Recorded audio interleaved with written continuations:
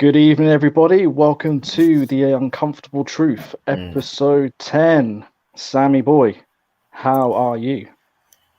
You know what? It's been a calm week, no stress. My team's not playing unlike other teams. I don't have to stress. I can be calm, I can be cool, I can be collected. Not, I can just watch other teams be a neutral, have some fun. Good Yeah, evening, it's been a good everybody. week. It's been a good Welcome week. to the I don't believe for one second that you could be neutral. Sammy boy, Certain teams I can't be neutral on. There's certain teams had not had a good week, and I'm very happy that they have not had a good week. I must admit, for me, it's been a bizarre week, and a couple of weeks really, because trying to find a full set of Premier League fixtures is probably rarer at this moment than trying to find gold. Like it's been mad, especially this weekend. Saturday was horrendous. Yeah. But yeah, for me, and as you well know, this week we're looking at academies. Academies. Like I've been looking at the Prem, and I've been seeing a few names popping up. People like Conor Gallagher and this, that, and the other.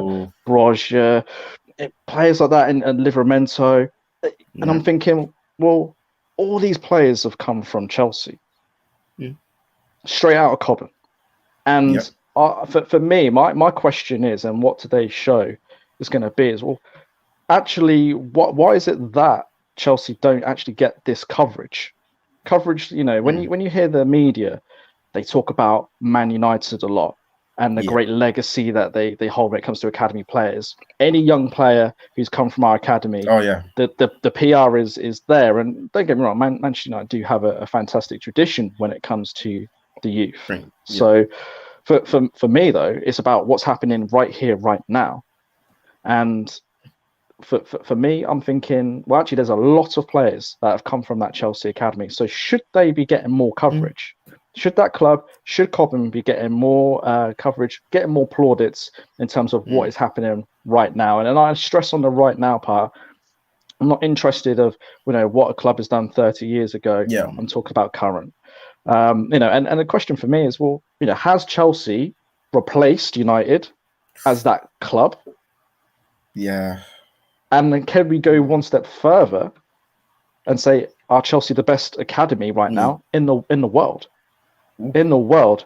Like I can see the shock. I can see the shocked look in your face. But let's have the conversation. This is why it's called the Uncomfortable Truth. But before we go any further, guys, make sure you share this. Make sure you like and make sure you subscribe. Okay. This is going to be a great topic today. I want plenty of fan engagement. I know there's plenty of Chelsea fans chomping at the bit.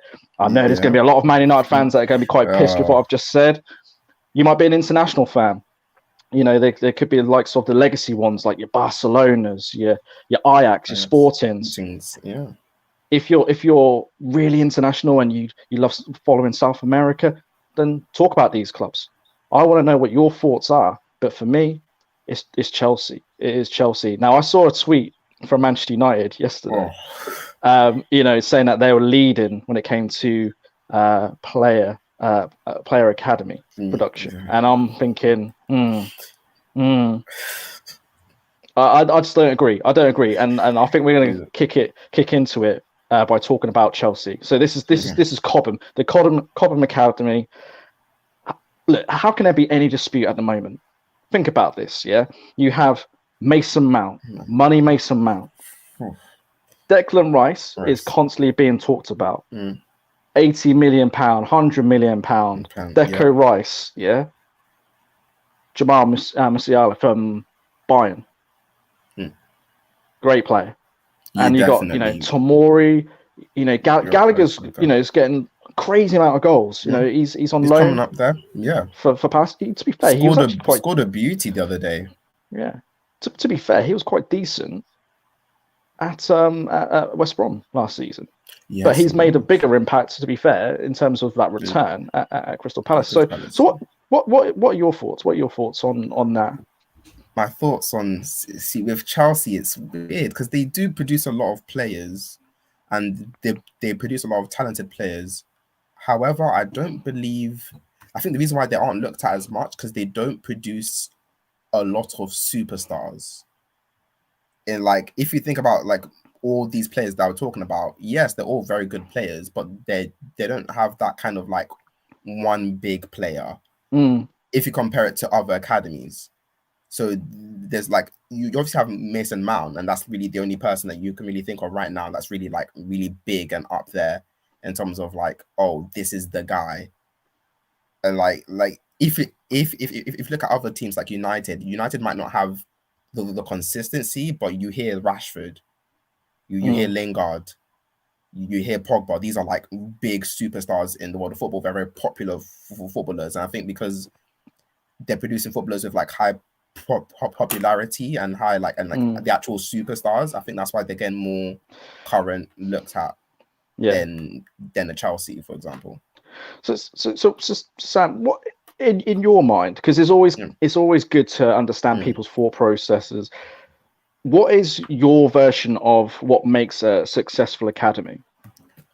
I think it's the combination of producing high quality players and the rates at which you produce them. I think those are the two things that make an academy, because you can produce like a lot of players, but if they're all League One, then there's we can't really say you're like a great academy. But if you produce like the one guy and then no one else, are you really that?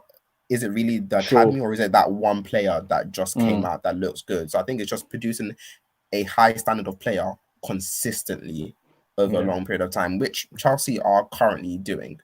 They're producing like Premier League standard players quite often now.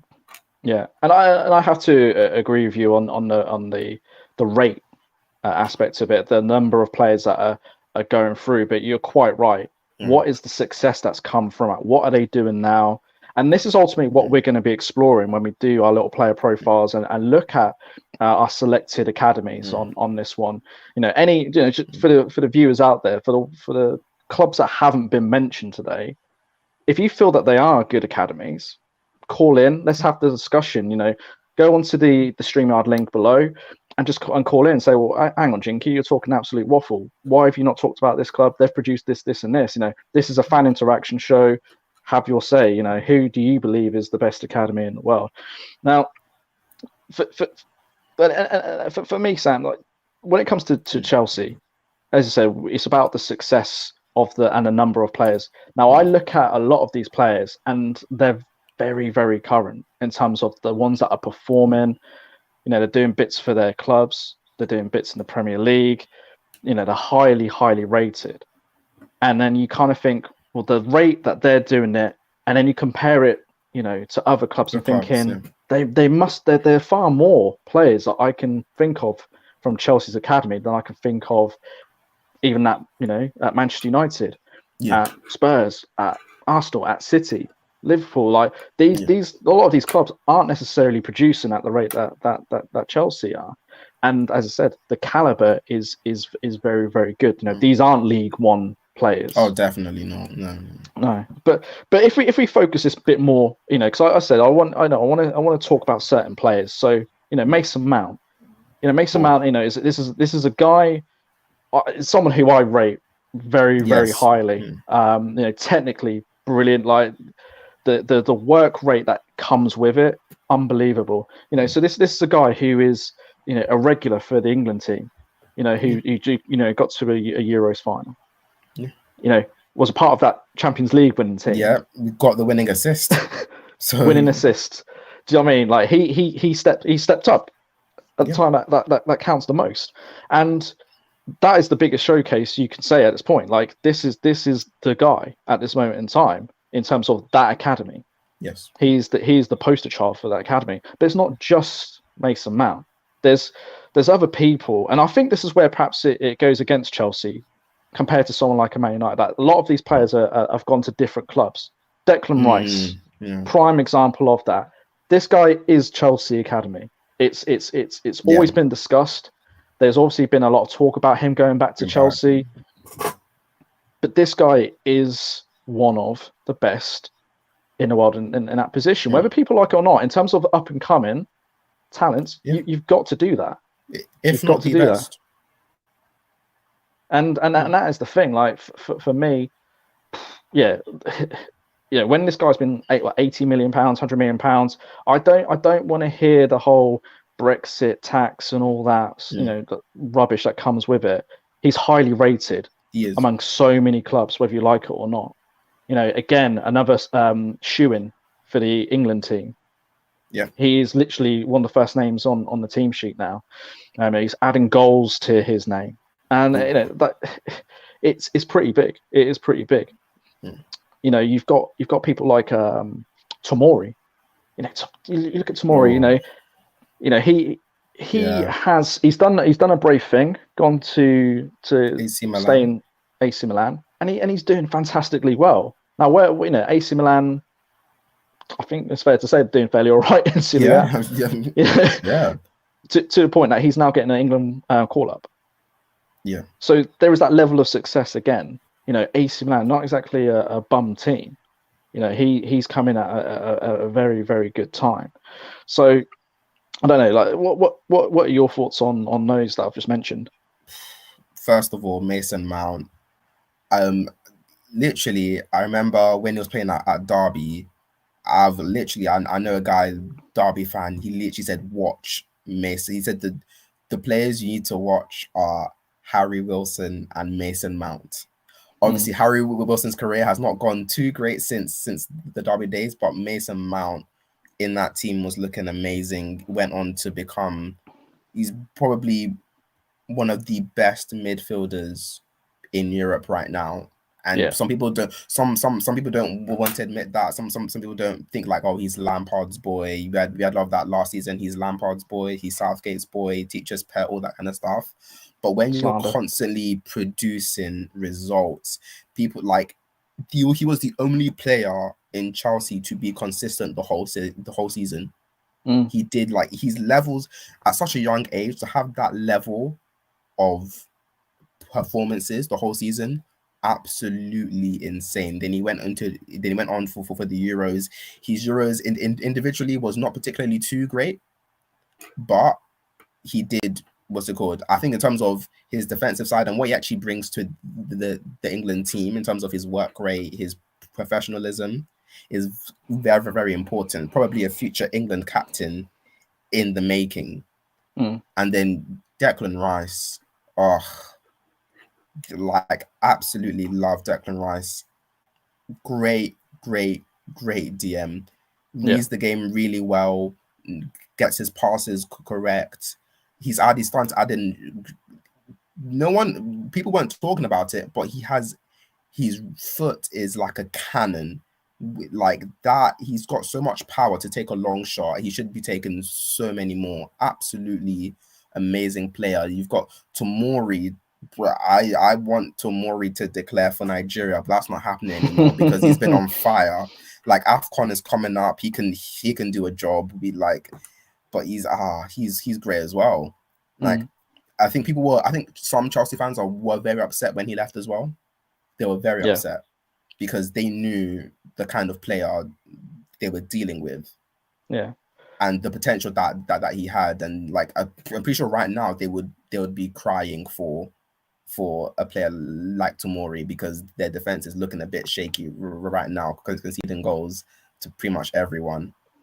But yeah, Chelsea have produced recently some of my favorite players in Europe, even though they might not be the best in their position. But some of them but I think recently they've been producing some of my favorite personal players to watch play football. Yeah. Well, we've got a first caller in, and it's Abs from Jadon Shotters. So, Abs, how are you, my brother? Thank you for calling in. Best academies. What are your thoughts? Our best academy we're getting a little too ahead of ourselves because as good as our academy is right now, producing some ridiculous talent, people have to take into context that what was I gonna say? So we've only really started seeing Chelsea Academy products come through when Lampard was our manager. Before then, how many players was really coming through? You had Terry, who came in 98. You had I don't know who else was there. You had Ruben kind of broke through on the Sari, and even under Mourinho a little bit, was playing a couple games. Then we had some dead ballers coming out like Solanke. Thank God we sold him. Who else was there? Obviously Cho had that season under Surrey where he was cold as well, and Conte a bit, to be fair. But the problem is that we've not been doing it enough on a consistent enough basis to say that we have the best academy in the world. But there's some ballers coming out of the academy, to be fair. Like, you know, I've obviously got Reece James, who I think is our best academy product by far. I love Matt, but I think Reece is just a bit better. And I've been saying this from last year when Matt was on smoke. You've got obviously Mason Mount. You've got Cho, who's been a bit inconsistent recently, and his whole career's been he's lacked consistency throughout his games. Yeah, and so we've got a bit to go, but we're definitely one of the best academies out there. Our problem is that we just don't produce. We've not produced like a gem, like a generational talent for time. Because none of these players are generational. Now, if you look at Liverpool's. They made Michael Owen, Steven Gerrard. You know, these guys were top ballers, and obviously Owen could have gone a bit longer. But Gerrard, for example, generational baller, generational talent. You look at Man United; they had the class 92, Giggs, Scholes. Those guys were all world-class ballers and went on to achieve world-class level. I think these players, most of them have the potential to become top class, but the world-class thing—that's where we're really going to see if our academy is actually on smoke. And that's about it. Absolutely, that's some fantastic points there. So two things you've touched upon there. Legacy. You talked about Liverpool. You talked about Michael Owen from the past, Gerrard from the class of '92.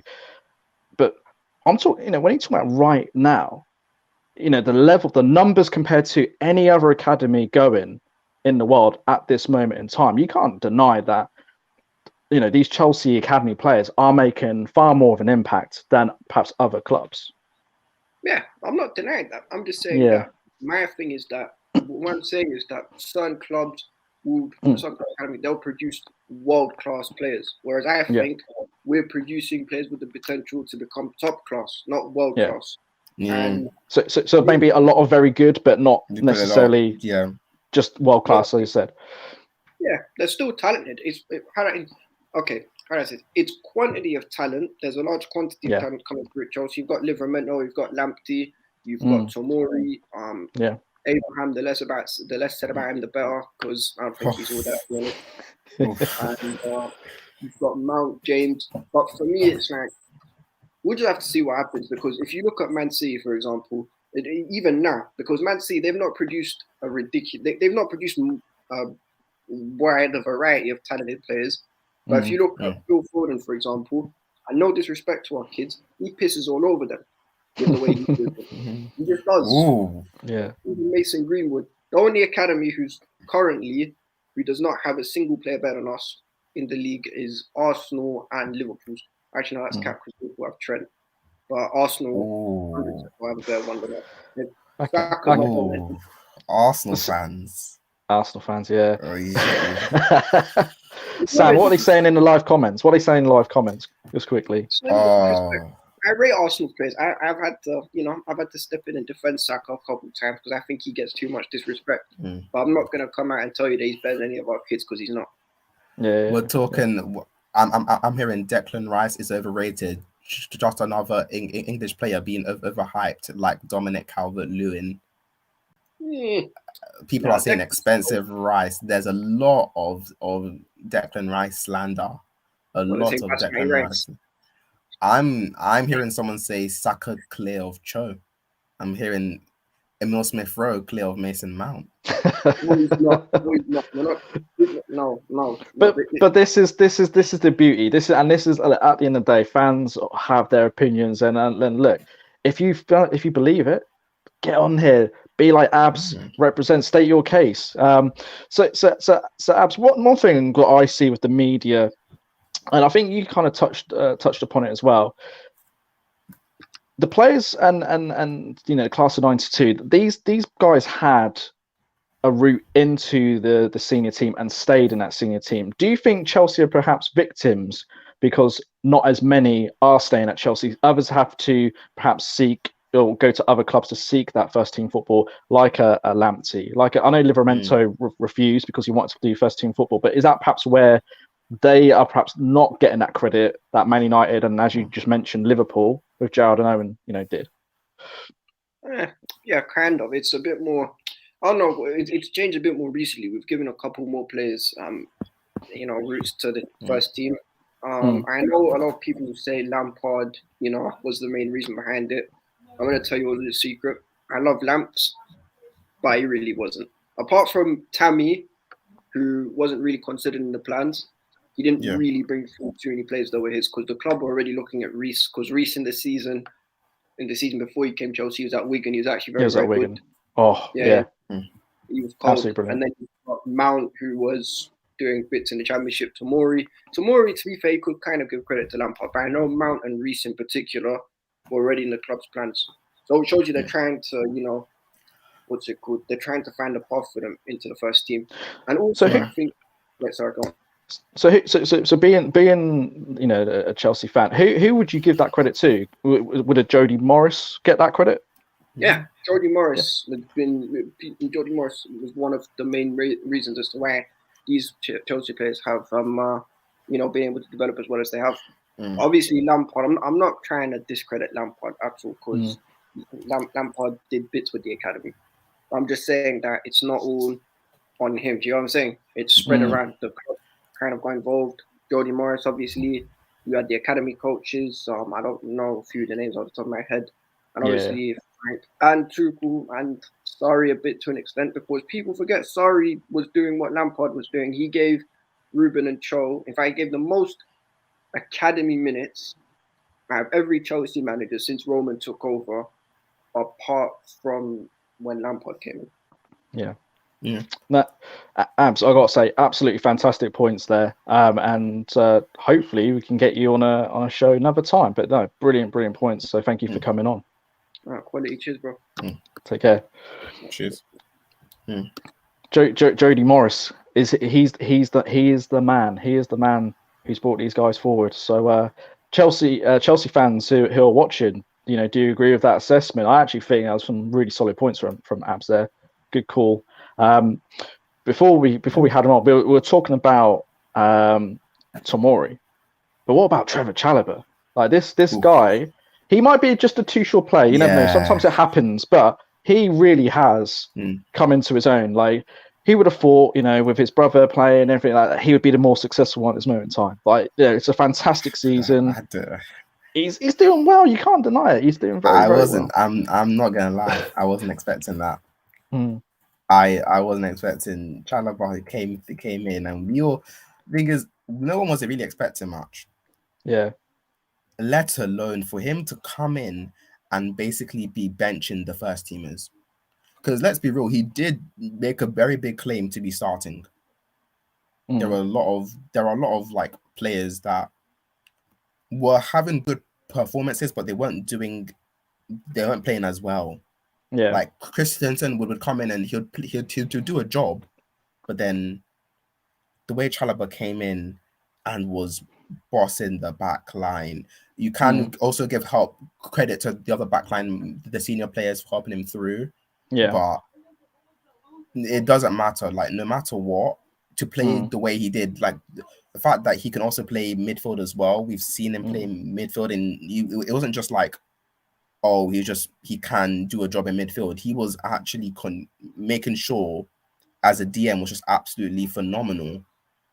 And like, I don't think anyone expected it. It was actually very, very shocking. I do want to see if it's just him being in the Tuchel system. Yeah, but according to some League On fans, they were saying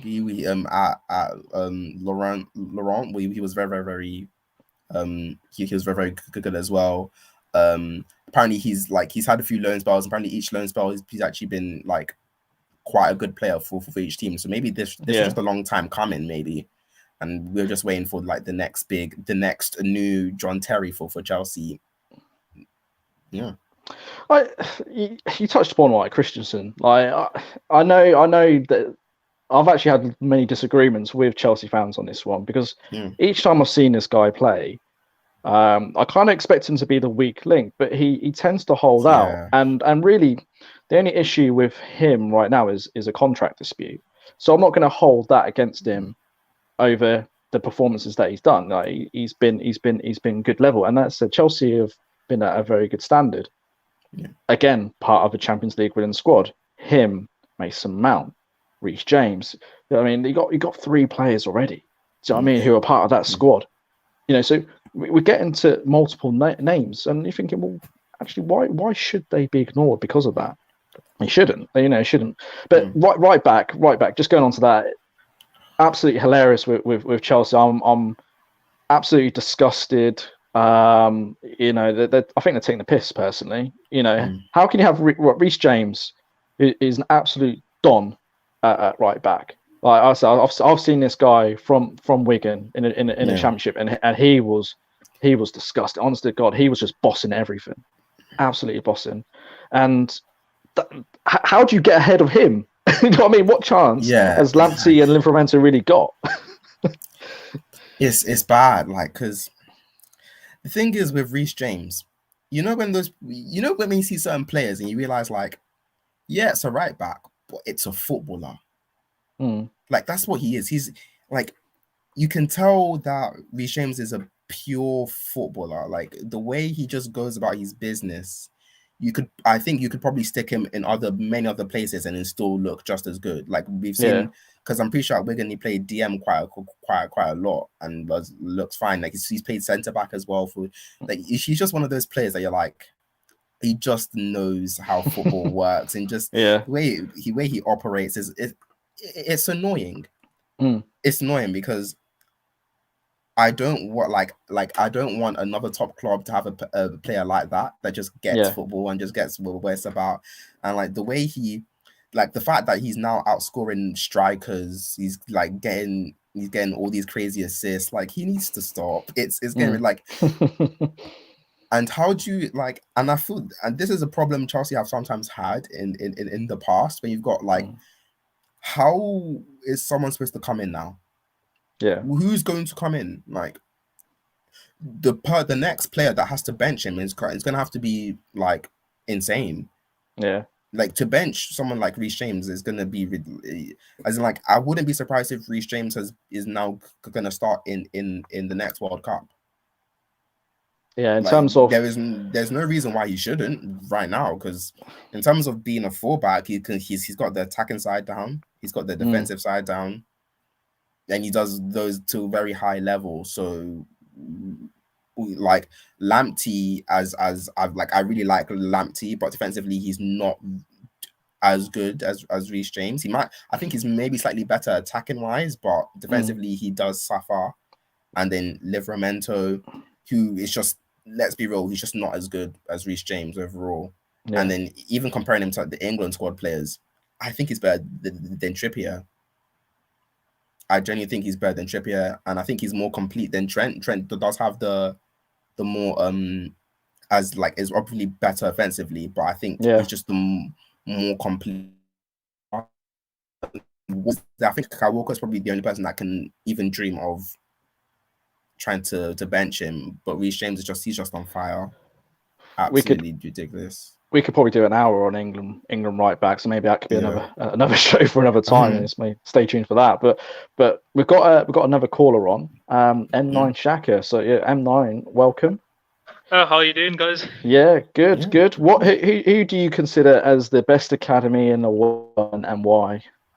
For me, best academy in the world, I'd have 2 up there. That's Barcelona and Ajax. It's just simply because if we're talking the best in the world, you have to be doing it constantly. Just slightly off topic, a bit like Floyd Mayweather fighting the best. That's the same thing what Ajax and Barcelona have been doing, is just producing from the best talents for longevity. Obviously, you've got the names of right now Mazraoui coming up. You have Christian Eriksen that came up as well through the academy. De Ligt, Gravenberch. You know, the names can go on and on. Donny van der Beek as well. Yeah. And Sven Botman as well. So we're actually going to be talking about, you know, the rest of the world, if you want to, like, with likes of your Barcelona and Ajax. So so it'd be really good to get your thoughts on that later on. The thing for me is, why is it that we give respect to your Sven Botmans, your Gravenberchs, and people like that? And I'm talking about right here, right now. Yeah. But what if they, you know, but we give them the credit because they sound good. But these guys from Chelsea have won a Champions League. Okay, you know, the recent weeks they've perhaps fallen off having a number of draws, but they are also involved in a title race. Yeah. So I don't get it. I don't get it there. Why is that, do you think? Yeah, I think the respect has to be given to Chelsea. I'd say obviously they've got the best academy in the league at this present moment in time. But I just think if you're talking about football clubs, you know, which football clubs are the best at producing the talents? For me, it has to be Barcelona and Ajax as well. Like that name, those names have to be in that conversation as well. Just because of the history. Yeah. Just because of the history as well, and you know, future talents as well. Yeah, and currently as well. Yep. Well, this is the thing, and legacy does seem to be creeping in a lot. You know, the previous caller of Abs, Sam. You know, you talked about the legacy. You know, my angle was always about the right here, right now. You know, I looked at Chelsea's academy. I look at their youth. You know, they always seem to be winning the Youth FA Cup. I don't see other teams doing it at the level that they're doing it, and then the number of players that are coming through. You know, are we on the cusp of something? But as I said, legacy is important. I get why these clubs like Ajax and Barcelona. I'm not going to sit here in 1 second and say that these aren't good academies. They're world class, of course they are. But are they producing at the same rate as Chelsea right now? And for me, that's where I think that the uncomfortable truth is actually. You know, this is the team that's doing it. Yes, they may not be as flashy as saying someone like a Pedri or you know a De Ligt. That's the thing. You know, it doesn't sound as sexy, does it? But I feel like because you've got that automatic bias because of the legacy, because everyone thinks that they're better than perhaps they are. We're actually going to touch upon another club, which, looking at your postcode, I imagine you support, with Manchester United, and we're going to be looking into that. We're going to be looking into that, because ultimately we're going to be comparing those players to what these Chelsea players are doing right here, right now. And I think that's a fair assessment in terms of, you know, what Sam talked about earlier, saying, well, what are these players doing now? Are they just in League One? You know, that doesn't mean that they're a particularly good academy, or are they at the creme de la creme, winning titles, doing crazy things for their teams? But no, that's some good points there.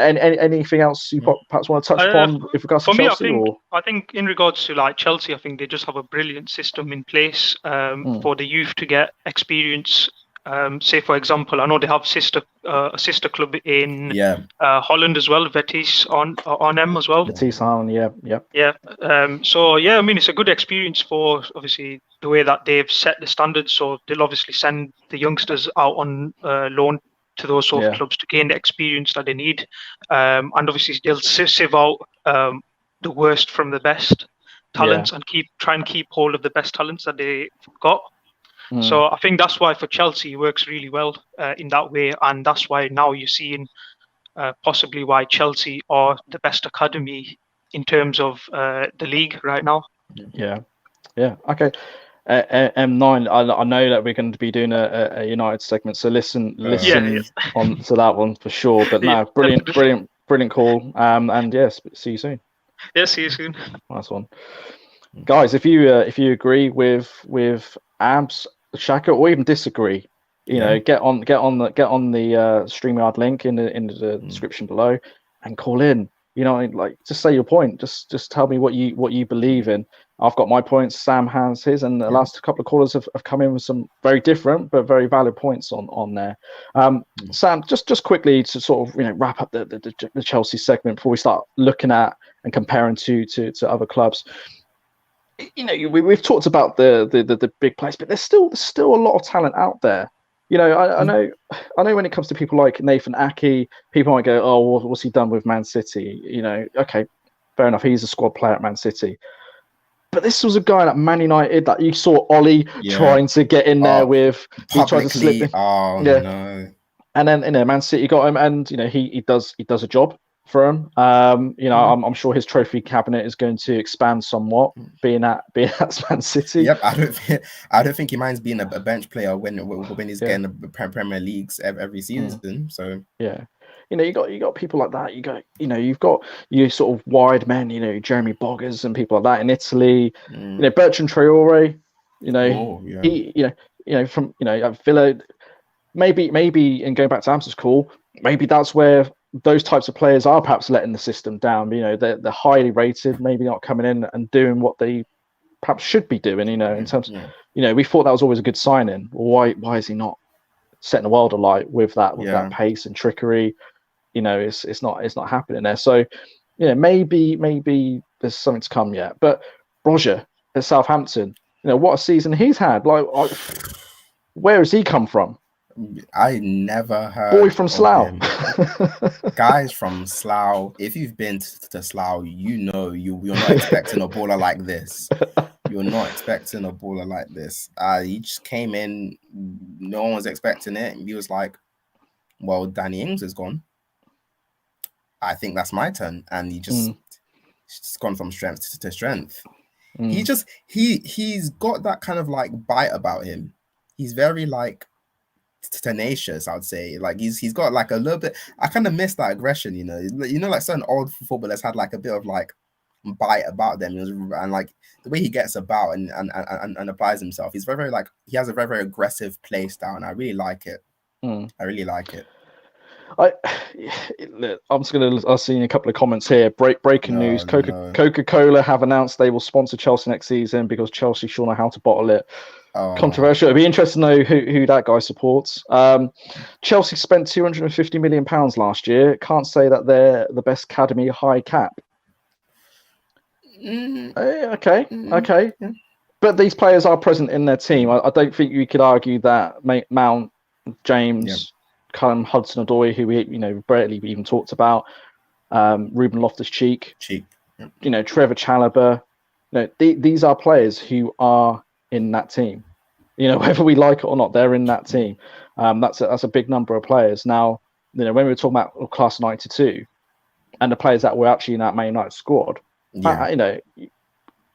you just count how many there were from that. Now, don't get me wrong; these guys obviously won multiple trophies, but people are talking as if there was 11 of them. Like, there was a handful of them. Some of them didn't. Some of them didn't quite make it the way they were expected to, and some did. Robbie Savage, yeah. but you know what? Part 2 with his son just made his debut. Part 2. Charlie is wavy, yeah. But that's probably a nice little transition, actually. Manchester United. This is the club, certainly in the UK, that get lauded for their trust in the academy. They always have an academy player present in their matchday squad. I think that's been going on for a ridiculous amount of time. There is that respect, but the question is, are they the best? Are they the best? Now, Man United fans, I want you to get on here, and I want you to discuss this. Do you believe they're the best? How are they the best? Let's talk about it. Look, you can't talk about the Man United Academy and currently. I'm talking about current, so this isn't going to be a class 92. There's no Beckham Giggs discussion. Goals. That's unfair. Those are different breed of players. Yeah. It's about right here, right now, not about 30 years ago. And the question, and it is a question, are Man United living off legacy? Is it the PR, the media? Every time, because they've got that class of 92 in their pocket, anybody that comes through, they get good press over. Take the young boys game in the Champions League. Well, Man United already qualified. And I think I'm going as far as to say they actually qualified as top because Villarreal just couldn't. Qualified as top.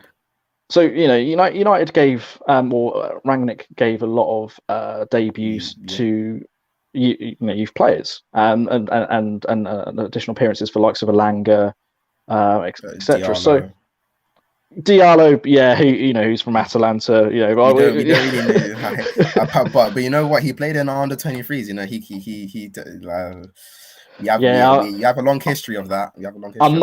I'm not sure Manchester United can get credit for that player. That they will try. But this is the thing, and it was Manchester United are so great. They've brought in all these players, fantastic club, fantastic tradition, and okay, well let's compare it. Let's compare it to right here, right now, and the players that they're doing. So Marcus Rashford is that poster child, a bit like Mason Mount in terms of the academy. He's doing fantastic work on and off the pitch. But what has he actually done in comparison to the Chelsea players, to the likes of Mason Mount? If we assess his career, yes, he's very talented. Not necessarily sure up and coming is the word anymore. He's pretty established. He's 20. He's like 24 now. Exactly. And he's won trophies. He's had an FA Cup. He's won a Europa League. But then you look at Chelsea. Well, they've won a Europa League. They've won a Champions League. So they've been getting to League Cup finals, etc. Some players might have been even involved in a Conte Premier League. Yeah. So when you look at that level of success and compared to Manchester United, it's like, well, actually, has Rashford done as much? So that's my question to you. Yeah. This is not just for Rashford. I think this is the whole. I think it's an ongoing issue we've had. Obviously, since Ferguson has left, because our club's been a mess. I think the academy produces a high level of talented players. When I say like the talent that's come out of our academy, especially recently, to me, is probably superior to Chelsea's. I do not think that Chelsea has produced a player with the level of talent of a Greenwood, of a Rashford, like Rashford's talent is actually incredible. However, the difference is Chelsea have found ways to cultivate that talent when they arrive in that first team. Yeah, United just haven't. So you get all these like these young, really like raw, very talented players. Then they're not really brought up through this first team too well, and then we see them fall. Because when Rashford first came in, he was a breath of fresh air. Like the guy could not stop. I'm pretty sure he has scored in every debut he's ever had. In every competition, which I don't think you can really say many players have done. And then I think the changes to then. And back then we had a manager like Van Gaal who is very big on youth because of his experiences with Ajax and the way Ajax work and made like Dutch football generally works. You really try to cultivate youth players. But then we had someone like Jose who, yes, is a very good manager, but we Chelsea fans can proclaim does not bring in youth players. Like he really does disregard them. We've seen the issues he had with Kevin De Bruyne, the issues with Lukaku coming through. Like they weren't able to come in and settle in the first team. So obviously we had the issues with those players trying to come through. And then Ollie's not really a top class manager in any regard. So to have like the whole system had broken down by that point, and you would think it's a bit too late already to have like a top to like. By then he's already like 22. Like you're starting to get to like the tail end. If nothing's really done now, will it ever really be done? And then because of that, we're now in the position where we've had a lot of talented players come through that just haven't really been looked after, and then. They're now not like even Greenwood's really starting to flounder because we've made some poor choices in especially with buying strikers and buying Ronaldo and we already have too many strikers, and so he's not actually going to get a chance to play striker and put him on the wing, and it's like we just mess around with a lot of our young players too much, and then they just go to nothing. Well, this is the thing. I kind of look at some of these players, and they do have some brilliant starts, but I think the disruption that you see at Manchester United perhaps does somewhat impact on what would be their career. And I'm talking about the disruption. I'm not saying that certain people aren't good enough, this, that, and the other, but these constant changes. I don't know. It seems like as soon as a new manager comes in, it's a reset, and then and then another manager comes in, it's a reset. No stability. No, which is weird, because you look at, I don't know, you could argue perhaps it's the same thing for Chelsea, but it seems like they can handle those changes better than what Man United can. It seems like anytime they change a manager, they win a title. It seems like Manchester United change a manager, you get, it's a restart of a project, and let's spend the whole season to get used to it, and then they do well in the second season. That feels like a bit of a pattern there. But going back to academy players, Paul Pogba, like he must be the biggest player in terms of a player profile going. And to touch upon what you said, and I think the abs call, this is surely an icon in football. This is a World Cup winner. You saw what he did at Juventus. Ballon d'Or 11. Is this guy so? Does him and what he has done actually maybe give Manchester United that element of credit, or is he just the remnants of a great era? Let's not forget he was under Ferguson during that time when he was in the academy. So there's a number of players, even people like Jesse Lingard. So we're starting to sort of go back a little bit further along than perhaps what we're looking at when it comes to Chelsea. But what are your thoughts? I don't think United can take much credit for Paul Pogba. I think we can take the degree of credit of giving him a decent amount of exposure to other clubs, but for his development, we can't, because one, he came out of quite an old age to us. Like he kind of did the Fabregas thing where he was supposed to come in and be like the guy to come into our midfield straight away, kind of like Fabregas was. But the difference is he wasn't the kind of midfielder Ferguson was looking for or wanted. So he obviously had his dispute. He was thinking like, why is Phil Jones playing in midfield and I'm not? So I'd personally, I would probably be quite upset as well. And then I think he's realizing that he wasn't gonna, because we didn't really give him that many chances. I think he only made like 3 appearances under us, maybe 5. I think somewhere around that number. And then he then went to Juventus under Conte.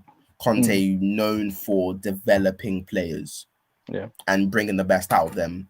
And then you can give a lot of credit to Conte and like the way he operates. Because he was able to develop Pogba. Pogba then became, and then we saw him.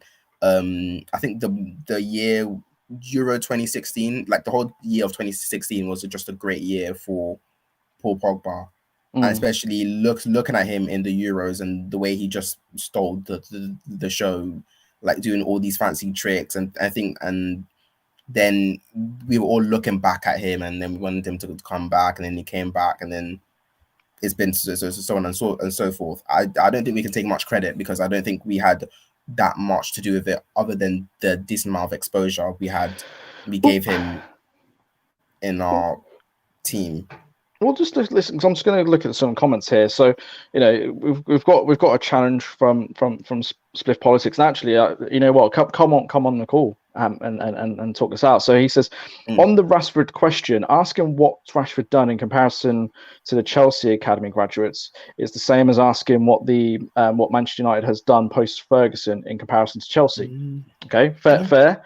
And in context of this question, it comes right back to team success. In my opinion, judging individual players using team success or lack thereof as a measuring stick will always be flawed. Okay, well, here's my challenge to you Spliff, if you do call in, and I hope you do. What are these players doing in comparison to the rest of the Premier League and indeed world football? That's my challenge to you. Do they stand out in comparison to their age and their position compared to other people? Do they stand out compared to other world class or quality players in their position? Because we're told that these guys are very good. I'm not going to necessarily dispute that and say these guys are rubbish. Just that's not the conversation. I want to know what the comparison is here. Yeah. So, listen, we talked about Paul Pogba. I think a really good discussion one is Mason Greenwood. Mason Greenwood, the age that he is, the goals that he's scoring, the manner in which he's scoring, this is a talent. This is somebody that really excites the media. Perhaps haven't quite seen it at an England level yet. But surely it's a matter of when. Yeah, surely it's a matter of when than not if. Yeah. So yeah. What about Mason Greenwood? Because he is fantastically talented. It's Mason Greenwood, Gunwood. Like he's just. That's just a striker. That's like I think that's the first thing you have to call him is just a striker. We haven't seen this. I don't think in United we've seen this kind of, as in a pure striker in a while. Someone that would just get the ball bang. I think like the last player to really do that for us, would you even say is Zlatan? Because Zlatan had his injuries, but I think like the real last player to be a really gunman was Van Persie. Yeah. I think that's why he gets a lot of the comparisons. It's also because he's left foot as well. But the way he moves on the pitch, the way he just, as soon as he gets the ball, the first thing he's thinking is shoot. Yeah. And I hope things look up for him recently, because I don't think he even cares about the service. I think he proved that against in the Young Boys game, because he can do anything with anything. That goal is ridiculous. Yeah. The ball just comes behind him. He's like, okay, and then instantly bangs it. I'd like you saw last season some crosses weren't too great. He was still getting on the end of them, especially towards the end of last season. It was actually very, very good towards the end of last season. But I do think that we are potentially, we've put him in a position where he's not going to get the opportunities to play at striker, because he's not benching Cavani, he's not benching Ronaldo. Is he really? He's not really benching Rashford right now. Yeah. I think maybe we can do what Chelsea actually do: give these players loan spells. Yeah. For their development, which Chelsea, I think that's the thing that we're missing with the Chelsea system. Chelsea actually know, and then they give them the loan spell.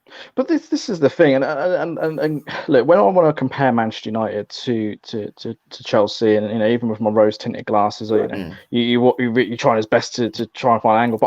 But there's a sheer number of players, and actually what they're perhaps doing, and what you define as success, maybe whether it's from an individual level, whether it's from a team level, the person I just read out, Spliff Politics, is right. Is a bit harsh. But what are they doing individually? Now, when you look at beyond your McTominays and your Jesse Lingards, you're then going down to people like Michael Keane, having a solid career in Everton. He's probably arguably the best ones in terms of what he's doing. He's forced his way from kind of being nowhere. Like his brother was probably seen as the bigger player, and he's put himself as a solid centre back at Everton. But then you've got Dwight McNeil, Burnley. This is a guy who he is rated, and is people are looking to perhaps think about him going to a different club. Yeah. But then it's like Jack Harrison, and I know a lot of people will be saying, "Hang on, surely he's Man City." No, Jack Harrison came from United at a very, very young age. So only then afterwards he then went to the States. But you got people like him, Pereira, Januzaj. These aren't necessarily players what I call like success. Well, yes, there's success in terms of they're professional players, they're playing for a club. But we're talking about the upper echelons of football now. We're comparing players who are playing for England, Champions League winning compared to people who, you know, aren't in that situation. Let's be honest, or possibly even like at relegation fights. But don't you think that we kind of like if you're comparing it, like if you were to put all those players into tiers, I think we produce more bottom tier players, but I think we also bottom tier talents, but we also produce more top tier talents, and then they kind of just Chelsea's would be like in the middle of the spectrum. Okay. Like we dominate the top end and the bottom end, then Chelsea just produce like a lot more in the middle. Okay, well, guys, you heard it from Sam. Do Chelsea produce more middle of the road talent, and do Manchester United produce more top talent and bottom tier, as he calls it? Let's hear your comments. We've actually got a caller on Spliff Politics. He's actually come on. Spliff, how are you? Thank you for coming in. Let's hear your points. Right. So, like I said in the chat, you read that out, so everyone know exactly sort of what I'm trying to say. So, what was your question again, Jinky? Because I was busy sort of going into StreamYard, so I missed like part of it. Well, the thing for me is that, and why I wanted you to be on the show, you know, you touched upon how we're perhaps assessing it as flawed. Now, for me, let's compare the United Academy players in comparison to what other Premier League players are doing in their position. I don't know if you want to break it down to age. I don't know how sort of deep you want to take this, but let's do that comparison player to player and seeing how successful they are. So when you're looking at your Marcus Rashfords, your Paul Pogbas, your Greenwoods, the McTominays, Jesse Lingards, etc., Michael Keane, you know, how do they compare to the rest of the Premier League? And I'm talking about player for player at this point, because other than perhaps Greenwood, you know, in terms of that young up and coming talent who's getting lots of goals, everybody else just seems to be a Marmite type conversation at this point. It doesn't seem to have that much backing. You know, if you talk about Rashford, there's a dispute, there's a discussion point. Pogba is a discussion point. McTominay, you know, even with Man United fans, there's a dispute whether he should be starting or not. Jesse Lingard can't even get into the team. So yeah, I want to hear your thoughts on that. So with this, it goes two ways, right? So for me, with Manchester United, the reason I think our academy players don't get rated as highly as the Chelsea ones, as an example, is for the simple fact that Chelsea, they don't keep their academy players in their academy, whereas we let ours fester in there. So these players, the development that you see from Chelsea academy graduates is as a consequence of them being sent out on loan. Now, we've been speaking about our academy for a long time, and it seems every season we talk about a new name, right? But it's not been since it's been recent where we've actually sent these players out on loan. Beforehand, they've been just stewing in our academy. The second part to that is also it comes down to, like I said, team success. Now, the initial question that you were asking about Rashford in relation to what he's done in comparison to the Chelsea graduates is if we as a club had team success, would we really be asking ourselves that question? Would we be asking what's Rashford done in comparison to Mason Mount as an example? No, because the team would be successful. And as a team, I think when it comes to United being successful, Chelsea being successful, that's a fair comparison to say, okay, let's compare Rashford to Mason Mount, or let's compare Rashford to Bukayo Saka, or whatever.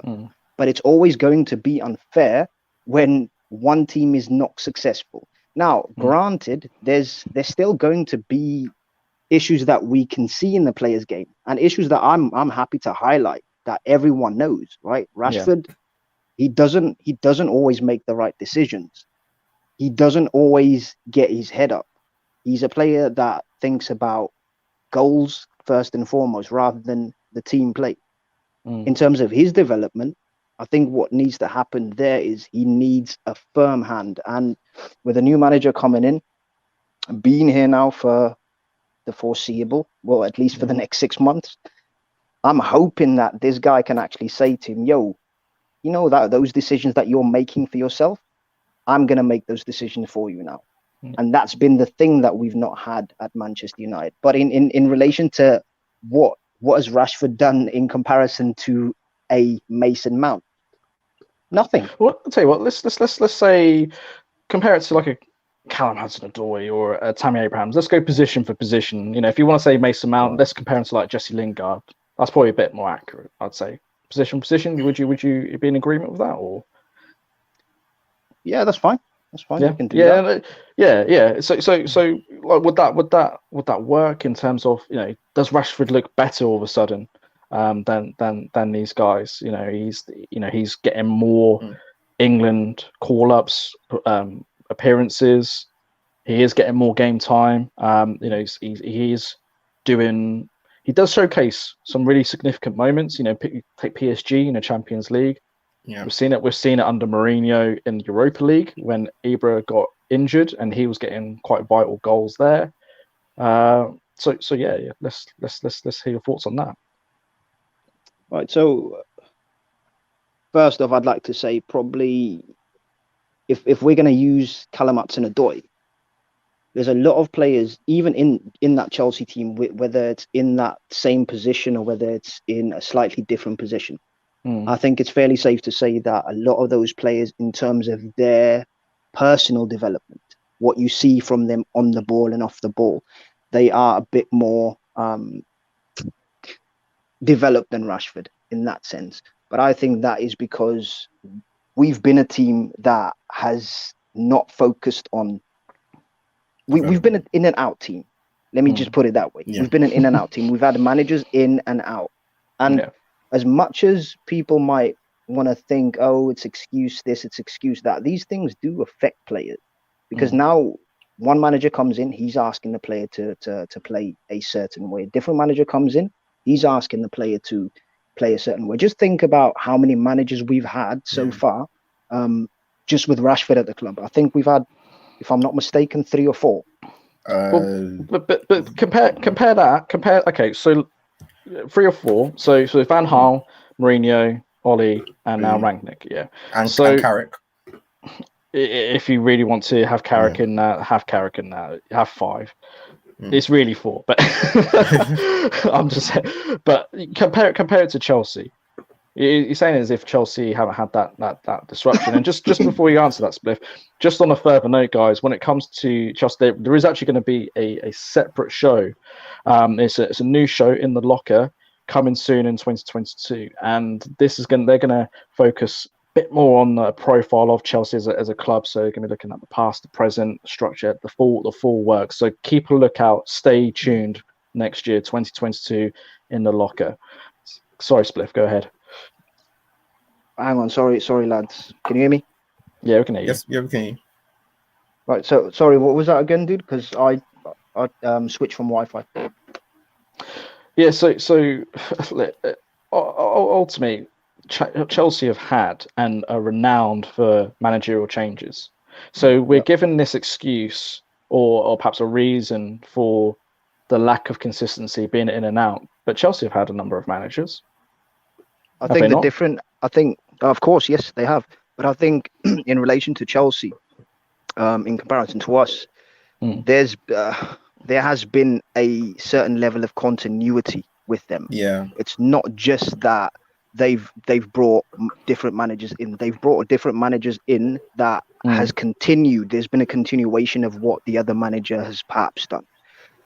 With Manchester United, I can't say the same. I can't. And it's no excuse, but it's just something that we do need to take into account. Look, for me, with Marcus Rashford in particular, I would love, and it comes down to application at the end of the day. He needs to make that decision. But I would love for this manager now for the next 6 months or so to take some of these players under his wing and say to them, look, you've had to do too much for yourself. You've had to think about things for yourself too much, right? Yeah. I'm now taking that burden off of you and saying to you, look, this is how I want you to do those things. That should make things a little bit more, a little bit easier for you.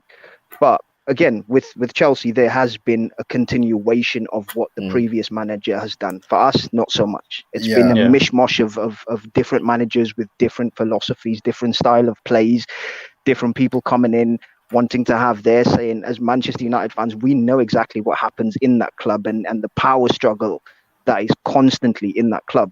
We speak about it on the daily, so for Mourinho to come in and say, look, I want such and such player, and the club come in saying, look, you've had that profile of player, we're not going to get you a different player.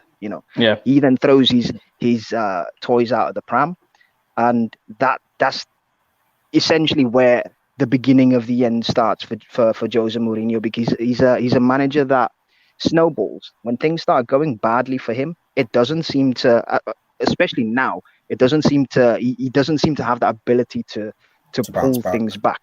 Yeah. Okay, Spliff, just one last question. You're gonna have to stick neck out. Best academy in the world. Best academy in the world. That's what the show's about. So come, best academy in the world. What are your thoughts? Just quickly, just very. Okay, quick. So based on achievements, I would have to say probably Chelsea. Probably Chelsea. Okay. Well, Spliff, some really good points there. Thank you for coming on, and hopefully we'll see you in the future. All right, take it easy. Nice one. Take it easy. Yeah, some good points there. Look, we could go on and on about Manchester United, but as I said, I haven't. And guys, feel free to call in, but I don't feel like I've been persuaded at this point in terms of what's happening right here, right now. All these discussion points is about legacy and what's been done from back in the day. We're talking about the present.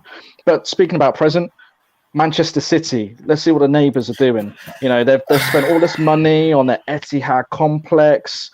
You got money on different the whole system, the City group, the whole system of different clubs. Yeah, there's a lot to it. We're told that City have one of the best academies in the country, and it's like, well, okay. Why is that? Because for me, you've got two poster boys, and I'm going to challenge Man City here. You've got Foden, who is the guy who's come from the academy, Stockport born and bred sort of thing, and he's doing it, and he's at a high level. Yeah. Take away Manchester City's success, because it'd be very easy to talk about trophy counts and this, that, and the other. You look at this guy individually, he is absolutely techie. Like, he is about as good as it gets when it comes to a footballer. I think he's like a throwback to the street footballer. Yeah, we ain't seen that in a while. No. I feel like he's got some like Rooney's genes or something like that. And well, we don't know, because Rooney did a lot of wild stuff in Manchester, so we never know. You never know. But we're not here to slander. I need to save you from a court case there, Sam. Yeah. I didn't say anything. Don't worry. Alleged. Look, Foden is absolutely brilliant, and look, maybe he is a byproduct of this great academy, but I just feel that he is absolutely gifted. This guy, like, when there's just that player who is just a cut above, you've just got, and I feel like Foden is that one. And look, don't get me wrong, he's under the perfect manager in terms of Guardiola to realize that potential, and I think that's the great thing. But Jadon Sancho, basically said nah to Man City and wanted to go to Germany because he didn't necessarily have that faith. Now, you could probably argue saying, well, hang on, Jinky, like that's what's happening at Chelsea. But I'm going to stop you right there. I'm going to stop you right there when it comes to Jadon Sancho, because I am not classing Jadon Sancho as a Man City academy graduate. This guy came from Watford. Okay. Yeah. I'm not having it. Yeah. And this is one of the things in terms of measuring points in my head. There are a lot of clubs out there who will get very talented players in, come in, 16, 17, and then start to claim that they're own. So I'm sorry, Arsenal fans, and feel free to slander me. But a club that does that, yes, you may have your Sakas, congratulations. But when you're looking beyond that, Who is You're there? You know, buying, you're buying loads of players like Nketiah. Nketiah's not even one of yours. He's one of Chelsea's. Yeah. It's one of Chelsea's. Like, you know, you try to claim Fabregas. He's Barcelona. Oh, that one's bad. That one's bad. This is the thing. So I'm sorry, guys. You know, for any Arsenal fans out there, there's no segment for you. Feel free to call in if you want to dispute this. You know, it's a fan show. But I'm gonna just put it out there to Man City. Man City are no different. Man City are no different. And I kind of want to say that Manchester United of recent times have been quite similar. They've brought in a lot of players, brilliant players from Europe, but you know, around that 16-year-old age, and then, you know what? We literally just did that with didn't we buy like one kid from Barcelona, one kid from Real Madrid, and we're just like, we're just gonna steal them. They're now our academy graduates now, but they haven't graduated yet. But so for me, what should a club get credit? And feel free to comment on this one. Go on the socials. Don't forget, you know, the ministries on Twitter and Instagram. Should a club get credit for a youth player they've only really had for 2 years compared to a prior club who've probably had him or them, like you know, 6 years, 10 years? So exactly. You do get players who come in at such a young age and leave at 16. Chalaba's been there since he was, I think, 8, something crazy like that. Yeah, like a lot of Mason Mount as well. Young, they were all young together, and they've all come through at the same time. But when he sees cities like Sancho, Angelino, Brahim Diaz, you know Garcia. Garcia's Barcelona. Garcia's, bro, he did a PK. He did a PK. He did a PK. He came back. He did a PK. I'm not sure he's necessarily going to have the same level of success as what PK did. But he's got the same amount of ability, though. We can clearly see that, though. In terms of ability, he does. As I said, it's probably harsh to compare eras at this point because you're looking at one extreme to another. But even Rabiot, I've seen them try to claim Rabiot, and I'm just like, no. I'm not having it. I'm not having it. Rabiot, we can't. Rabiot, look. Man City, all Man City can claim when it comes to Rabiot is that he was there for summer camp. That was it. It was a pit stop and gone. Wait, hold on. Did he even play? Did he even play that many games there? Man City fans. Play a fans. game for Man City. Did he even spend a year at Man City? I'm pretty sure he spent like 6 months and then he left. I'm not too sure Manchester City club are watching this, but any Man City fans out there, if you've got any footage of Rabiot playing for your academy, please send it in at Jinky or at Doctor Who's Sam7. Please send it in. I'm curious to know. Has he even played? We'll see the same amount of footage as Jeremy Lynch has for Arsenal for Arsenal as well. No. We're gonna see the same amount of footage. Don't worry. It's gonna be Rabiot in his backyard wearing a Man City shirt, pretending that he's playing. No, he ain't. He's not a graduate. He's not a graduate.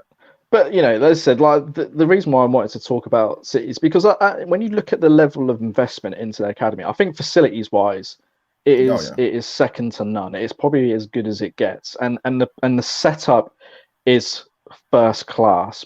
But when it comes to actually, are they that great, the academy? Well, in comparison to what we just talked about, compared to Chelsea and even Manchester United, they've still got a bit to do. Maybe in 10 years' time, maybe in 20 years' time, but it doesn't seem to be the point or case for me right here, right now.